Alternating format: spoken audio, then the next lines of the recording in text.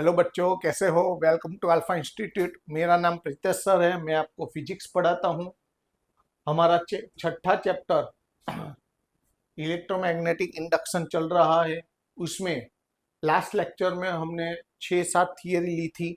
बाकी की सभी थियरी आज हम खत्म करने वाले हैं। ओके। अब सबसे पहले तो अभी तक आपने सब्सक्राइब नहीं किया है तो आपको सब्सक्राइब करना है। दूसरी बात, ये जो वीडियो है वो आपको आपके फ्रेंड सर्कल में भेजना है और उनको भी सब्सक्राइब करने के लिए बोलना है। तीसरी बात, ये जो भी मैं हैंड रिटन नोट्स लिखता हूँ वो आपको लिखने की जरूरत नहीं है, वो मैं डिस्क्रिप्शन बॉक्स में रखता हूँ। ओके। और आगे के वीडियो नहीं देखे हैं तो वो भी प्लेलिस्ट में रखे हुए हैं, वहां से आप देख सकते हो। और सबसे बहुत इंपॉर्टेंट बात कि अगर आपको वीडियो अच्छा लगे तो लाइक और कमेंट करना भूलना मत। कमेंट जरूर जरूर जरूर करना। ओके। अच्छा, चलो हम आगे बढ़ते हैं। आज हम थियरी कंप्लीट करने वाले हैं। Derive the equation of potential energy U is equal to 1/2 Li square stored in inductor.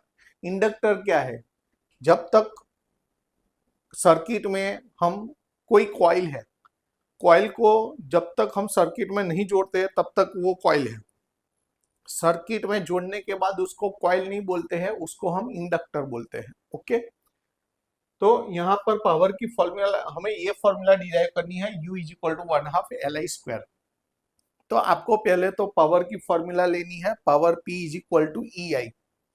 तो पावर, अब देखो इसमें पावर और EMF दो वैल्यू रखनी है। पावर यानी rate of change of work with respect to time, time rate, time, the rate of the change of rate of work is equal to power.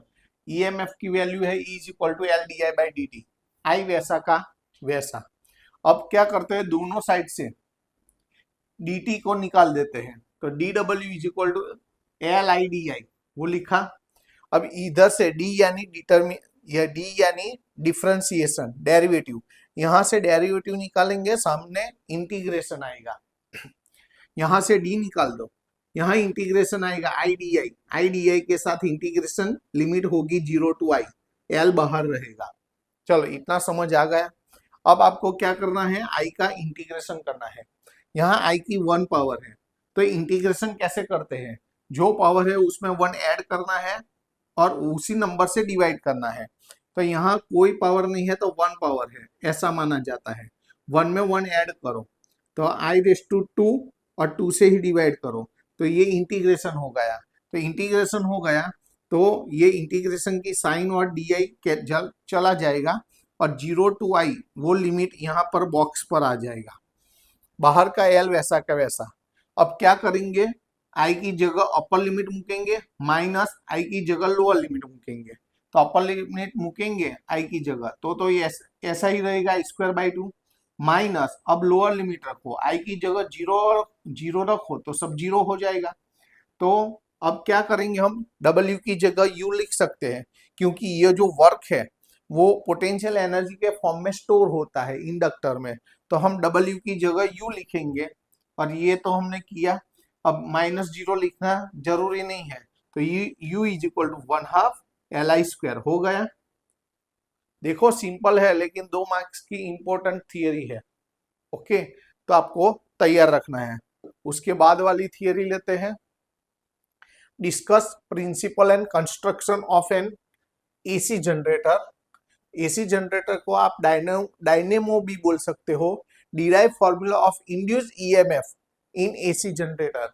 AC generator के लिए EMF की formula derive करनी है। सबसे पहला तो आपको ये फिगर ड्रॉ करनी है। फिगर आपको पेंसिल से ही ड्रॉ करनी है। ये 2 मैग्नेट है, इलेक्ट्रोमैग्नेट है, बीच में आर्मेचर है। आर्मेचर यानी एक रेक्टेंगुलर आयन की फ्रेम होती है, उसके ऊपर वायर वुंड किया जाता है और वे बीच में क्या है, डॉटेड लाइन है, वो एक्सल है। ये जो आर्मेचर है, आर्मेचर, ओके, उसको आप रोटर शाफ्ट भी बोल सकते हो, रोटर शाफ्ट। उसके साथ ये स्लिप रिंग्स, और स्लिप रिंग्स के साथ ब्रशिस, और ब्रशिस के साथ आपको जो सर्किट है वो ज्वाइन करनी होती है। तो यहाँ पर कंस्ट्रक्शन में a coil is mounted on a rotor shaft, ये जो रोटर शाफ्ट है उसके ऊपर कॉइल वाइंडिंग करना होता है। Okay, the axis is perpendicular to the direction of B, ये जो एक्सिस होती है वो डायरेक्शन ऑफ बी होती है, उससे परपेंडिकुलर होती है।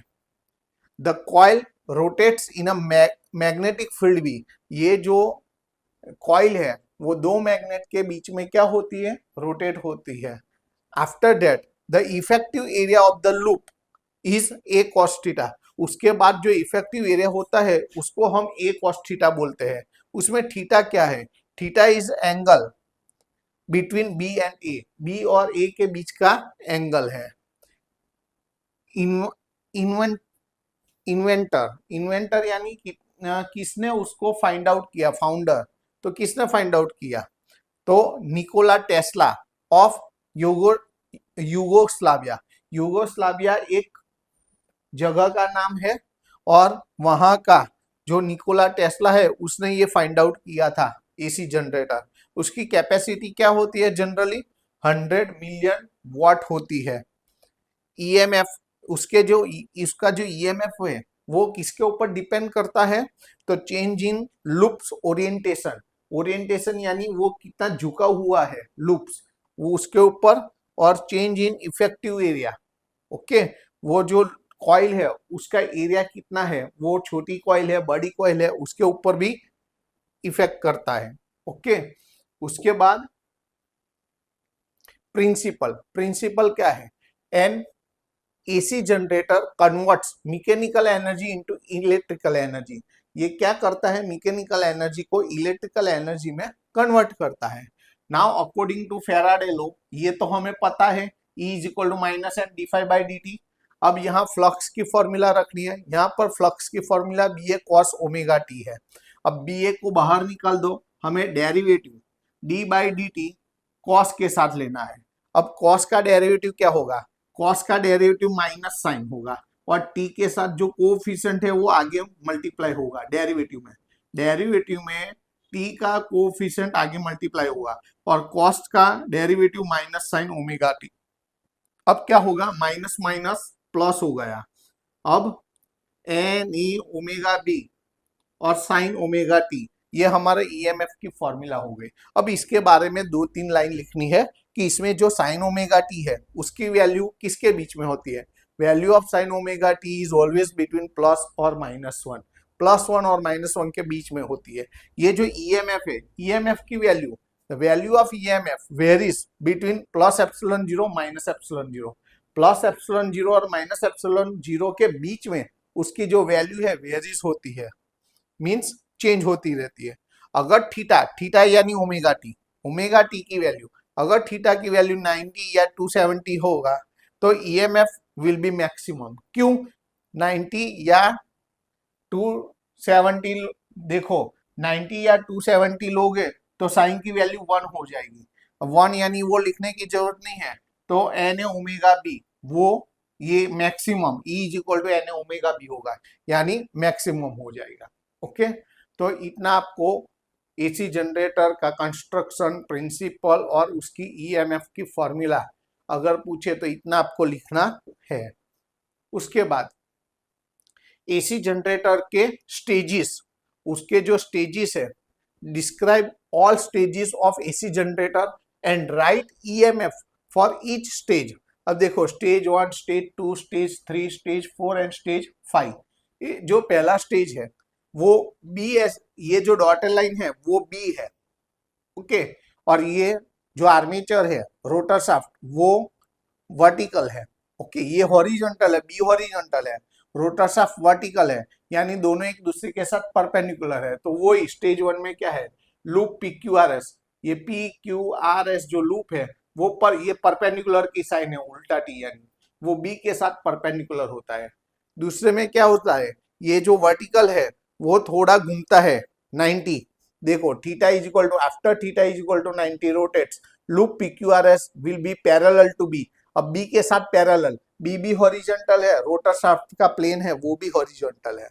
अब 180 यानी ऐसा होगा, अब ये वर्टिकल हो गया, तो आफ्टर 180 उसकी जो पोजीशन है ऐसे होगी, फिर से 90, हर बार 90, तो अभी फिर 90 ऐड करो तो 270, तो वो फिर से पैरेलल हो जाएगा और फिर से 90, फिर से 90, यानी 360 में फिर से यही पोजीशन इसमें वापिस आ जाएगी। यानी यहाँ पर एक चक्कर पूरा हो गया। तो इतने 5 स्टेज होते हैं। यहाँ थीटा इज इक्वल टू 0 है, 90 घूमा, 180 घूमा, 270 घूमा, 360 घूमा। अब जब थीटा इज इक्वल टू 0 होगा तो ईएमएफ की वैल्यू 0 होगी। क्यों? अभी हमने ईएमएफ की वैल्यू हमने फॉर्मूला निकाली थी। ई इज इक्वल टू क्या है? तो N A omega B sine omega T. Omega T यानी थीटा है, ये थीटा है। ओके, अब थीटा बारी बारी, पहले क्या लेना है? 0। अगर हम 0 लेते हैं, साइन 0, अगर हम साइन 0 लेते हैं तो साइन 0 की वैल्यू 0 है, तो 0 इंटू समथिंग सब 0, तो ई इज इक्वल टू 0 हो गया। ओके, अब 90 लेना है। अब देखो, अब साइन 90 लेना है, तो साइन 90 की वैल्यू 1, तो 1 ये नहीं लिखोगे तो चलेगा, ये मैक्सिमम हो गया। मैक्सिमम को हम प्लस ओमेगा जी प्लस एप्सिलॉन 0 बोलते हैं। ओके, अब 180, हम साइन 180 लेंगे, तो साइन 180 की वैल्यू 0 होती है, तो 0 इंटू समथिंग तो 0, तो ई इज इक्वल टू 0 हो जाता है। अब 270, तो यहाँ पर 270 लो, साइन 270, साइन 270 की वैल्यू यहाँ पर फिर से देखो, साइन 270 की वैल्यू -1 होगी, तो माइनस आगे आएगा और इसको एप्सिलॉन 0 बोल दो, इसको एप्सिलॉन 0 बोल दो, तो माइनस एप्सिलॉन 0। समझ आता है ना? यहाँ पर E is equal to epsilon 0 sine theta, E is equal to epsilon 0 sine 90, E is equal to epsilon 0 180, E is equal to epsilon 0 sine 270। यहाँ पर 0 यानी 0 हो गया, यहाँ पर 1 यानी प्लस एप्सिलॉन 0, यहाँ पर 0 यानी 0 हो गया, यहाँ पर -1 यानी माइनस एप्सिलॉन 0 हो गया। समझ आता है ना? समझ आता है कि नहीं? इसका साइन 0 की वैल्यू 0 यानी 0 हो गया। ओके, यहाँ पर साइन 90 की वैल्यू 1 यानी प्लस एप्सिलॉन 0, क्या हो गया? प्लस एप्सिलॉन 0 हो गया। यहाँ पर 0 यानी 0 हो गया, इक्वल टू 0 हो गया, और यहाँ पर ये -1 यानी माइनस एप्सिलॉन 0 हो गया। ओके, और 360 is equal to epsilon 0 sine 360, 360 के लिए साइन की वैल्यू 0 होती है, तो फिर से क्या हो गया? 0 हो गया। तो यहाँ लिखा है देखो, E is equal to 0 plus epsilon 0, 0 minus epsilon 0 और 0 वापिस 0 हो जाता है। ओके, ऐसे आपको बताना है तो बता सकते हो आप। ओके, नहीं तो इतना भी यहाँ इसके नीचे ही लिख दो फिगर में तो चलेगा। लेकिन यहाँ पर सब लोग क्या करते हैं, फिगर में बहुत सारा टाइम वेस्ट करते हैं, तो इसकी प्रैक्टिस करो और एग्जाम में इतना टाइम वेस्ट नहीं करना है। ओके, थोड़ा सारा अच्छा दिखना चाहिए। ओके, बहुत प्रॉपरली ड्रॉ करने में ऐसा ना हो कि 2 क्वेश्चन का 3 क्वेश्चन का टाइम इसी में चला जाए। ओके, तो आपको ये दिखाना है तो आप दिखा सकते हो, वरना इतना भी चलेगा। तो हम तो इसको कैंसिल कर देते हैं।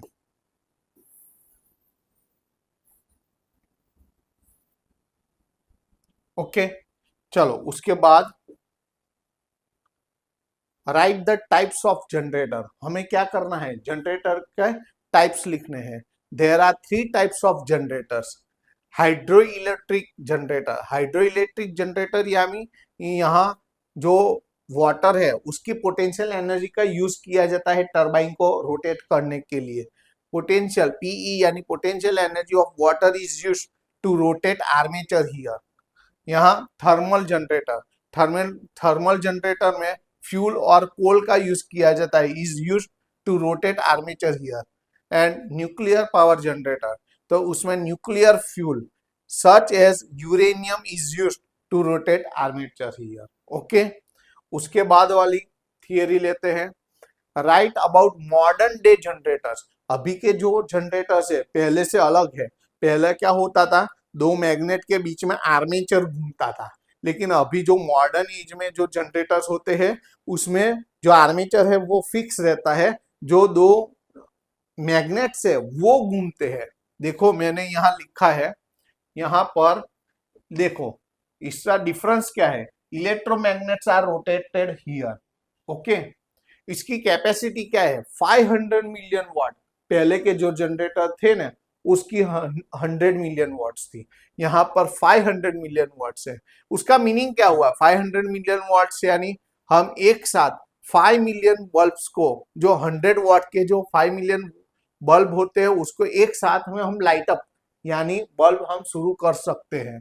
ओके, फ्रीक्वेंसी, जो इलेक्ट्रोमैग्नेट्स घूमते हैं उसकी फ्रीक्वेंसी क्या होती है? इंडिया में 50 हर्ट्स होती है और यूएसए में 60 हर्ट्स होती है। तो ये एमसीक्यू में भी आ सकता है। ओके, तो यहाँ पर हमारी सब की सब जो थियरी है वो इस चैप्टर की खत्म हुई। ओके, नेक्स्ट लेक्चर में हम या तो एक्सरसाइज के सम्स लेंगे या तो हम एग्जाम्पल्स के सम लेंगे। ओके, तो ये सब पहले ही मैंने बोला कि सबसे पहले तो आपको सब्सक्राइब करना है, सब्सक्राइब नहीं किया है तो पहले तो सब्सक्राइब कर दो। ओके, और दूसरा, ये जो वीडियो है आपके फ्रेंड सर्कल में भेजो और उनको भी सब्सक्राइब करने के लिए बोलो। अपने फ्रेंड सर्कल में डिस्कस करो हमारे कि यहाँ पर अच्छा सा वीडियो आता है और अच्छा पढ़ाते हैं। ओके, अगर मैंने वही पहला बोला कि आपने वीडियो देखा और आपको अच्छा लगा तो लाइक और कमेंट करने का मत भूलो। ओके, वो जरूर करो। ये जो भी हैंड रिटन नोट्स है वो मैं डिस्क्रिप्शन बॉक्स में रखता हूँ, वो आपको लिखने की जरूरत नहीं है। आगे के वीडियो देखने के बाकी है तो वो भी प्ले लिस्ट में रखे हुए हैं। ओके, तो नेक्स्ट पीरियड में हम एग्जाम्पल्स या एक्सरसाइज के सम के साथ मिलते हैं। ओके, चलो टाटा बाय, सी यू।